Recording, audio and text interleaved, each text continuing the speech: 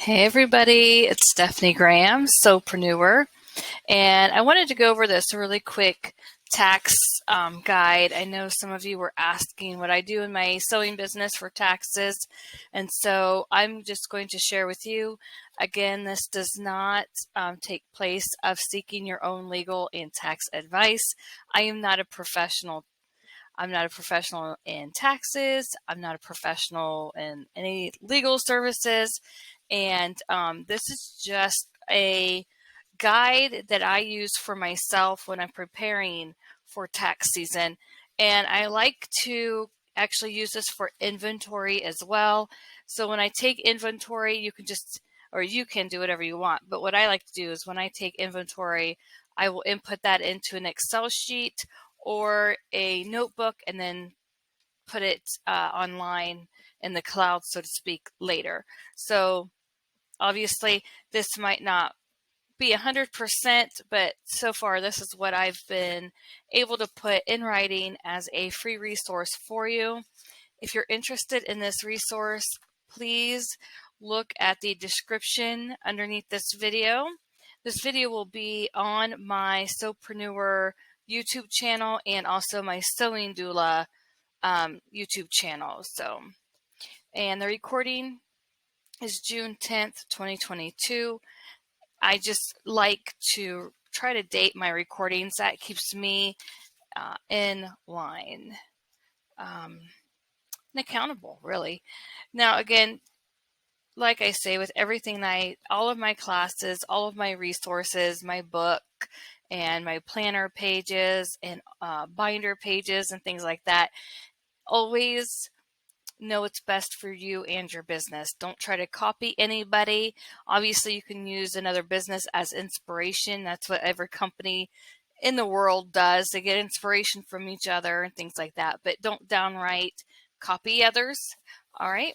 And as always, this is a free resource right now, but it may become a paid resource later. Since I created it, I can do what I want with that. So there you go. Enjoy it while you can. And if you have questions about my classes or the book that I've published, go to sewpreneur.com. Now that you've heard that spiel, let's move on. All right, so it's rather lengthy for my business, but maybe it won't be this long for your business. So all of my materials. All right, so this would be any fabric that I buy. Some of the memory bears or comfort blankets require additional fabric other than the clothing that's supplied to me. And so I always ask for permission to add it and things like that. And that's the process I talk about in my classes if you're more interested in knowing that.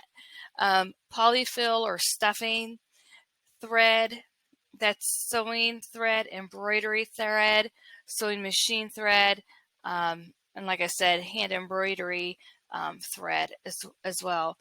That would include, we have eyes and nose materials. So if you use glass eyes or the safety plastic eyes, whether you use fabric and sew on the eyes and nose with that, those are all three things that you need to consider. So if you use glass eyes, you may even need to go as far as which color you have. Same thing with your safety, black safety eyes and noses, because if you are going to use, let's see, okay, so the noses, for instance, that I use, I either hand embroider a nose, I use leftover fabric from the clothing, or I have two different sizes actually three different size safety noses, but then I have three different styles. So like a solid black has two different sizes, and then the brown that looks like an actual bear's nose, that has two different sizes. So I will list the type of nose and how many of each that I have, because all of those are different prices. All right. Think of everything that you use. I mean, literally look at your bear's face and decide How many different options do you offer for your bear's face, right? Or your ears, that kind of thing. So moving on, we have shipping costs.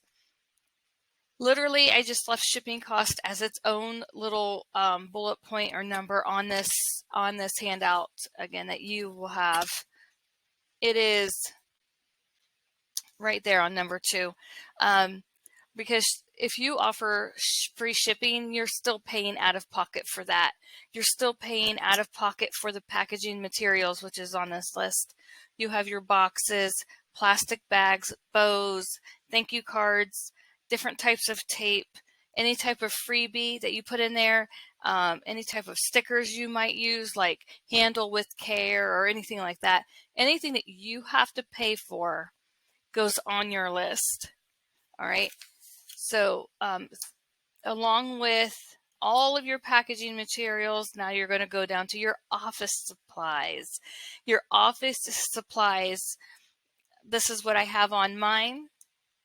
I have notebooks. I go through these kind of notebooks. Let me see here. These just real cheap notebooks. I go through probably at least one a month, sometimes 2 a month, depending on what month of the year it is. And so this is a business expense. Any pens, markers, dry erase. Let me show you what I have here. I go through a couple packs of these highlighters a year. And I also go through, sorry, I have to reach. I have to go through, or have to, but I also go through these as well. Whoops, as I lose them. These are the Sharpie S-Gel pens. I go through about 4 sets a year on these. And these are just some other highlighters that I go through. I go through 2 sets of these bolder colors. And then I go through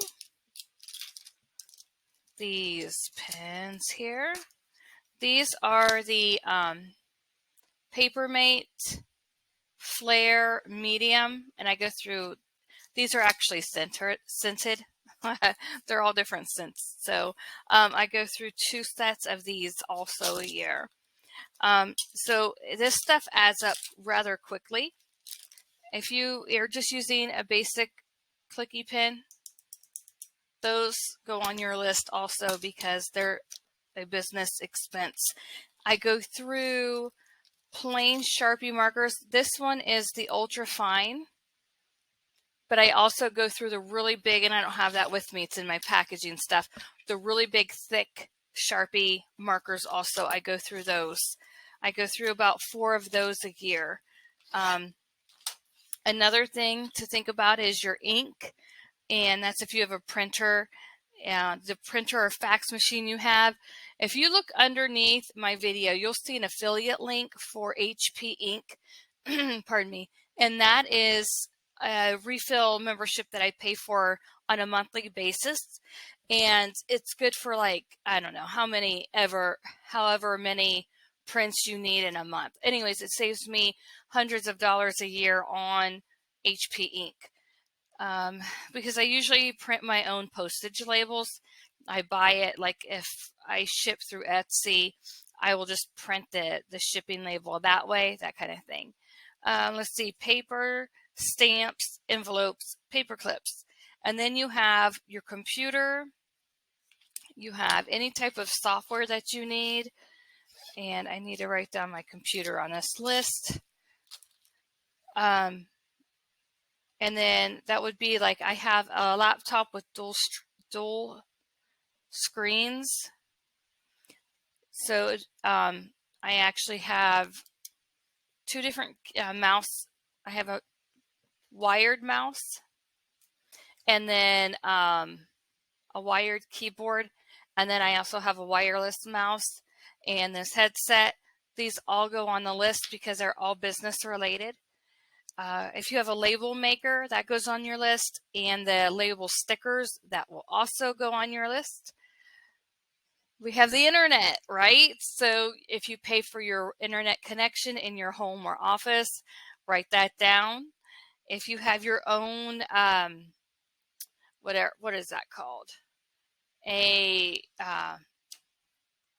router for your company, then that's a business write-off also.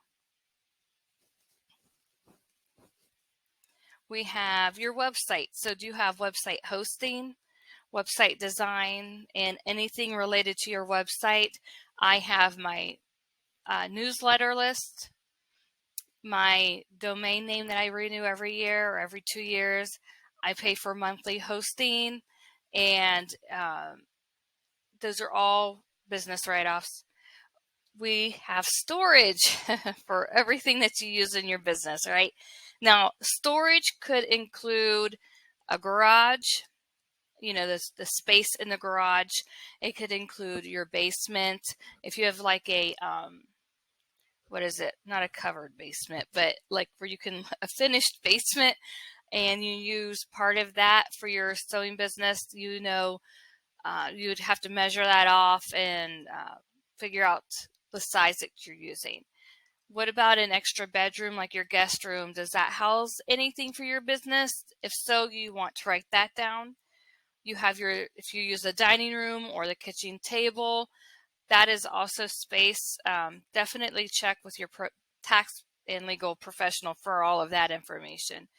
If you bought a shed and you use that as your studio or for storage, know the dimensions and the cost.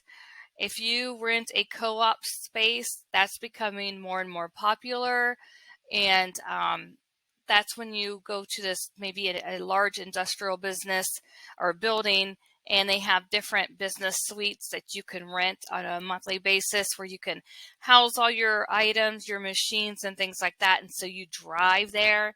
If you drive anywhere for business, you have your gas, mileage, the wear and tear on your car, possibly tires, possibly oil change, possibly windshield wipers. Definitely get connected to your small business tax advisor. All right.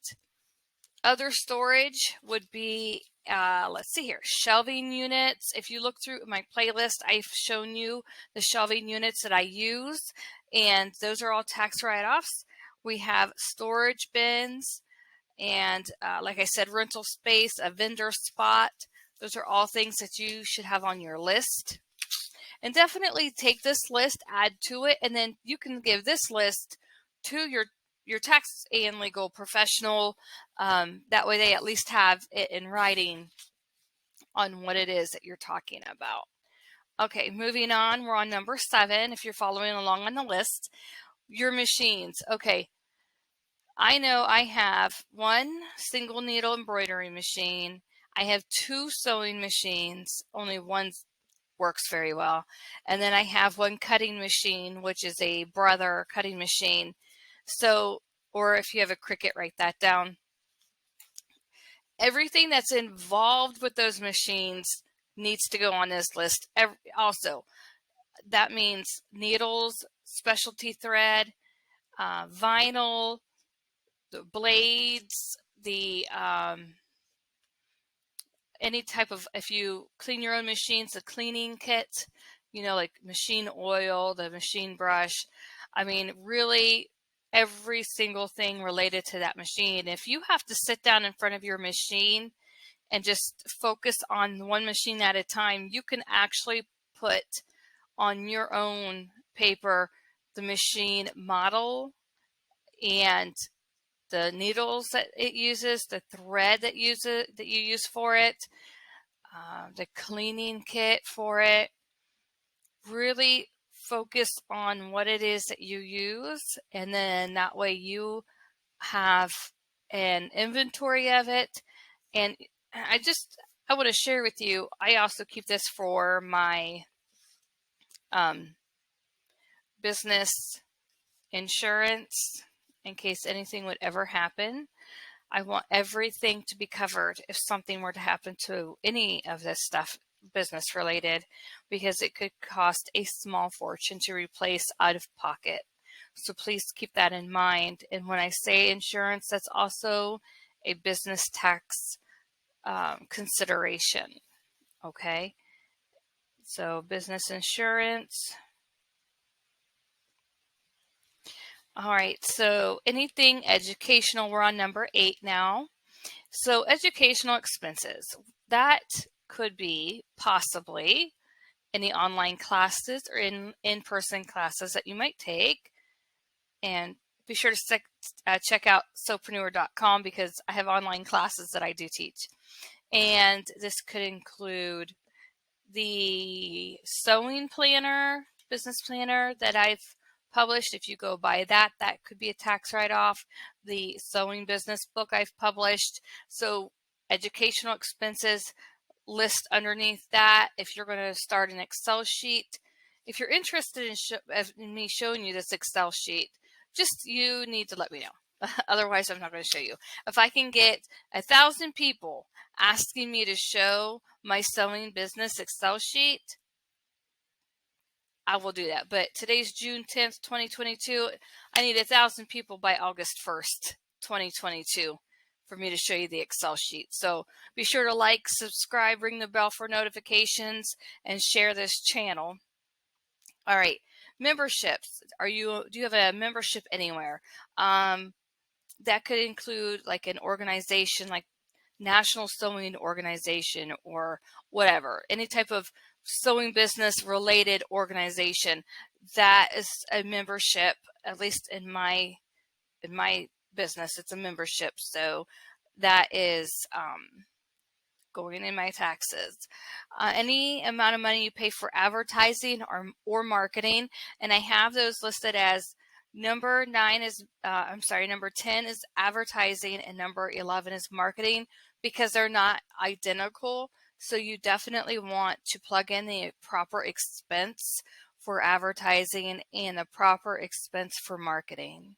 All right, now number 12, all fees incurred by PayPal or Etsy or Stripe or whatever, however you collect your money. A lot of times as a business owner, you have to pay a fee to use that service. So keep track of what service you're using and the fees that they're charging you. Remember, paper trail is your best friend. Yes, you can have everything done digitally, but I always take it a step further and I try to print everything as well because I do save on the hard drive on my laptop, but I also save in the cloud through Dropbox. And so I also save in the cloud with my Google Drive, but then I try to print everything and I try to keep it in a 3-ring binder so I have it with me anywhere I go. So that might be too much for you to do, but you do, again, what's best for you in your company. All right, so now moving on, we are on number 13, and I have hang tags, I have sew-in labels, I have product labels. Really think about what you use on your product, all right, and on the packaging of your product, because all of that is an expense to your business. Let's see here. Number 14, I went on and said business cards, postcards, brochures, if you make flyers, if you make class handouts, whatever it is that you touch for your business needs to be put on your papers, okay? Number 15, I have fuel expenses. That could include traveling to shows, going to the store to buy your supplies. That could be, check with your tax advisor, but if you use your car and it's a company car, everything related to the company should be on your tax and legal paperwork. Number 16 would be your tools, and this is the most time-consuming category for me. And maybe you can resonate with this because sewing tools accumulate so quickly that you might not even be paying attention to what you're spending on them. Scissors, clips, snips, buttons, rulers, tape measures. I have dozens of they're all different tape measures. Any supplies, again, for your cutting machine, the embroidery machine, the sewing machine. Really really get focused and detailed. Get some help if you need help. Definitely find somebody that's capable of maybe reading off the package to you while you input the data or whatever. Definitely sit down and do that. All the different types of needles. There are at least 4 different types of needles I use when I am sewing, and that is my embroidery machine uses a special needle. My 2 sewing machines each have a different sewing needle on it, and then I have my I should say blade, not needle. Then I have my blade for my cutting machine.